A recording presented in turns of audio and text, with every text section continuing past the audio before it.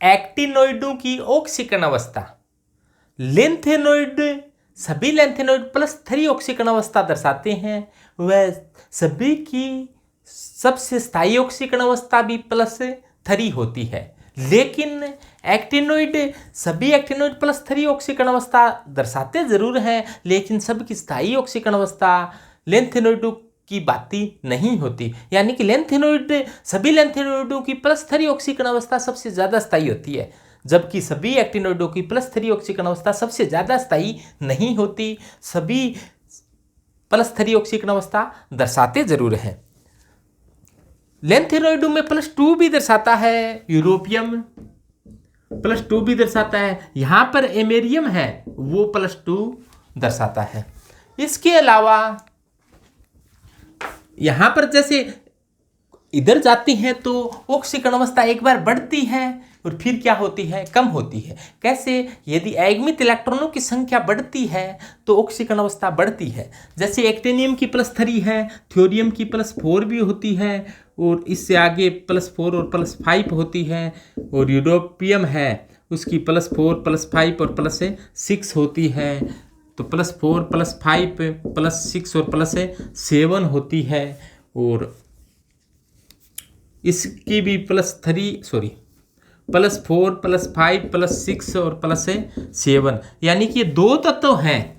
तो कैसे याद रखोगे? ये 2 तत्व हैं, इनकी +7 भी दर्शाते हैं। ये +7 दर्शाने वाले 2 तत्व हैं। इनका दोनों तत्वों को सम्मिलित रूप से कहा जाता है नप्पू।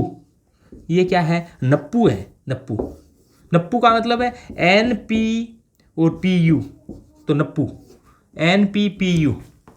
NPPU है वो +7 भी दर्शाते हैं। मोस्ट इंपॉर्टेंट क्वेश्चन है, कई बार RPSC ने भी पूछ लिया है, एग्जाम में आता है कि NP और PU है, उनकी दोनों की स्थायी ऑक्सीकरण अवस्था +7 है। ध्यान देना कि आप यहाँ एक्टिनियम से चलो, यहाँ पर +3 +4 +5 +6 +7, इनको क्रम वाइज यदि लिखा हुआ है तो आप +3 +4 +5 +6 और +7 तक जाना। और इसके बाद में ये ध्यान रखना 2 लगातार हैं वो +7 दर्शाती हैं, 7 से ज़्यादा नहीं दर्शाते। फिर क्या होती है, इनकी ऑक्सीकरण अवस्था घटती है तो आगे +6 तक ही दर्शाते हैं, उससे आगे वाले +5 तक ही दर्शाते हैं, और उससे आगे वाले हैं वो +4, और उसके बाद में +3 ही दर्शाने वाले हैं। उससे फिर इनकी स्थायी ऑक्सीकरण अवस्था भी +3 होती है। लेकिन NO +2 भी दर्शाता है। NO की स्थायी ऑक्सीकरण अवस्था +2 होती है। यानी कि बाकी की स्थायी ऑक्सीकरण अवस्था पहले बढ़ती है 6 तक, उसके बाद में घटती है। तो मैं गोल चक्कर में लिख रहा हूँ। स्थायी ऑक्सीकरण अवस्था याद करना बड़ा ही सरल। तो इसकी स्थायी ऑक्सीकरण अवस्था 3 4 5 6 तक बढ़ानी है। 3 4 5 6 तक बढ़ी, उसके बाद में घटानी है।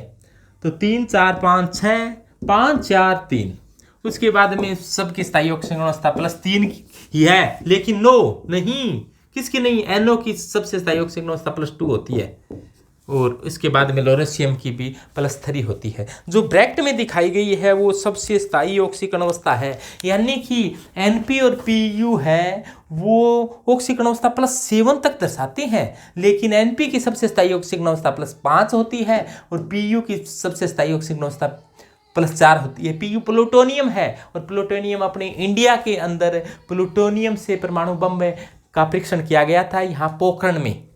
तो ऐसे याद रह जाएगा आपके PU यानी कि प्लूटोनियम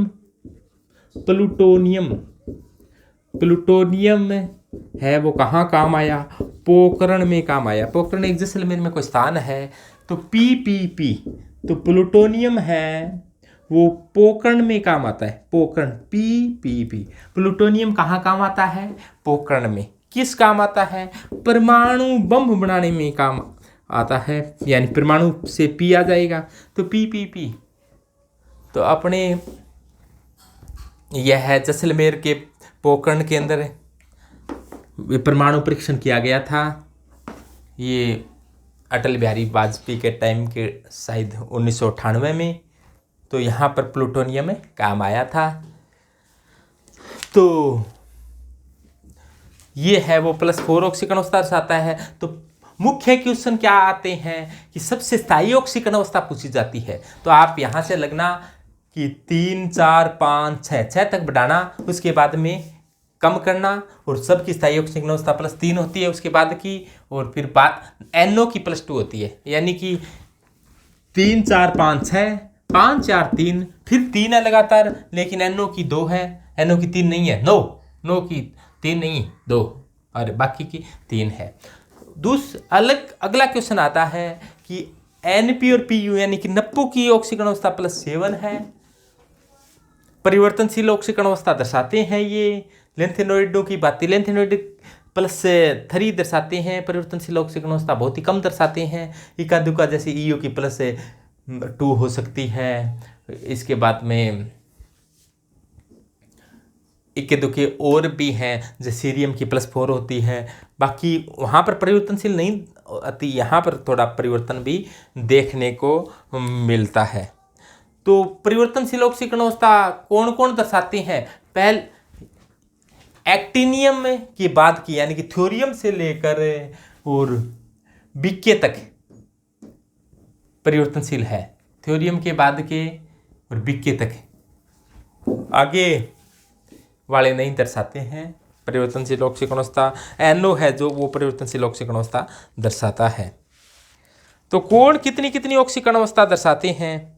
अपने लिखित एग्जाम हो तो आप बता दो एक एक कर कि एक्टिनियम केवल +3 दर्शाता है, थ्योरियम +3 +4 दर्शाता है, और सबके बारे में एक एक लाइन बनाकर आप लिख दो कौन परिवर्तनशील ऑक्सीकरण अवस्था दर्शाता है। प्लूटोनियम कहाँ काम आता है, NO है वो +2 भी दर्शाता है। तो इस प्रकार से आप बता दोगे।